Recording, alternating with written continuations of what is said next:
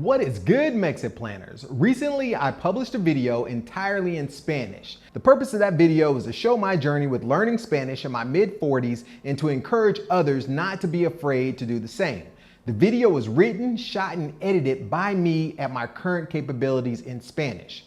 Was it the smoothest video I've made? Nah, bruh. But it was the realest and most authentic video I could have made on the subject. I wanted to challenge myself to be brave enough to show the journey, flaws and all, so others could see what it's like to move to Mexico and try to acquire the Spanish language. Now, I'm sure some will watch that video and cringe at the mistakes I made, and others will understand because they know how hard it is to speak two languages well. Today, I want to give you insight into the experience of making a video entirely in Spanish so that it might help you progress faster in your Spanish learning journey.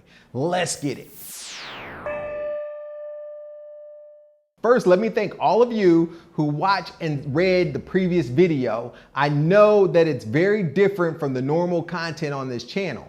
The idea to make a video in Spanish kept coming up over the course of several weeks from multiple sources. In fact, the goal of making a video entirely in Spanish has been a goal of mine since I started making videos on YouTube, but I didn't know how to start or even if I could pull it off.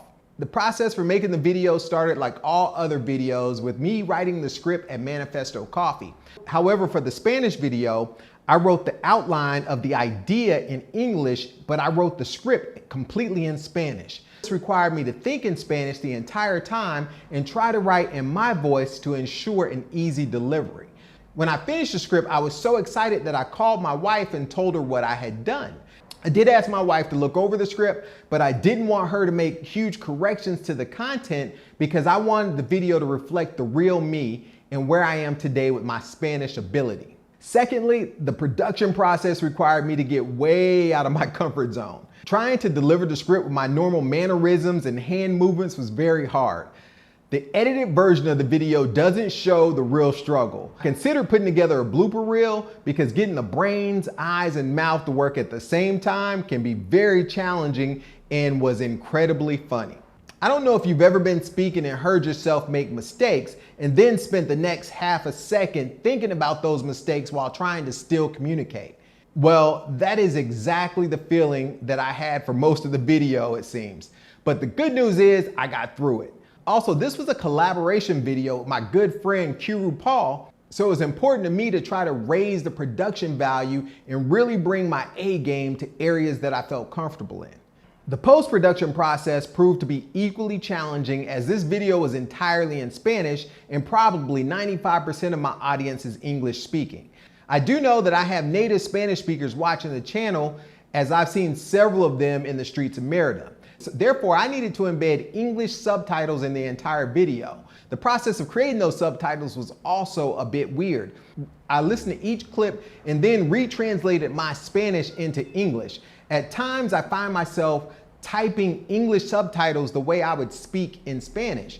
It was a bit odd for me and required me to go back and rethink the wording to make it natural in English. The last challenge of that Spanish video was to integrate the video clips for my friend Paul because we both shot each segment of the video in two different locations at two different times. The integration required me to listen and understand his responses to my questions and then translate them into English subtitles.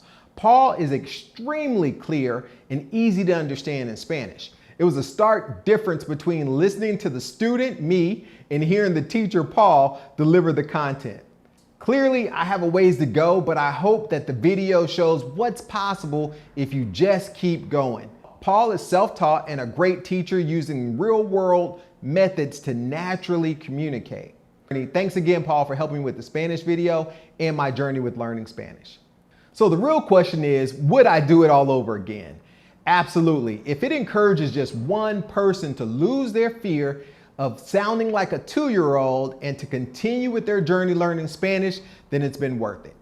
Being able to communicate in the language in a Spanish-speaking country is a huge level up to your quality of life if you move to Mexico. Listen, I know that there are areas in my Spanish ability that I still need to work on.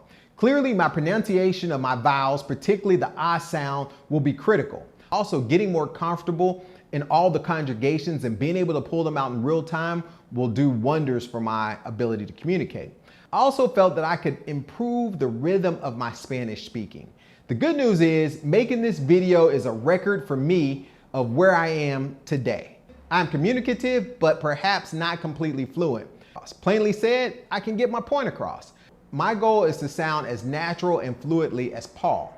So with that being the case, I still have more work to do, but I hope this series of videos was helpful for you. Until next time, MexitPlans Monty, I'm out.